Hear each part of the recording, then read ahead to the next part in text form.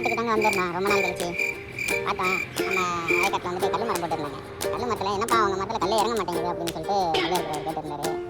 தெரியலையானே அப்படின்ட்டு, இதுக்கு முன்னாடி தான் நல்லா தான் இருந்துச்சு, என்னன்னு தெரியல அப்படின்னு கேட்டிருந்தேன் நானும்.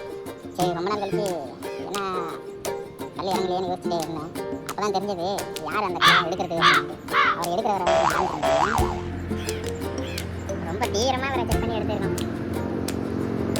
நான் கிட்டத்தட்ட ஒரு 1/2 மணி நேரத்துக்கு மேலே வந்துட்டு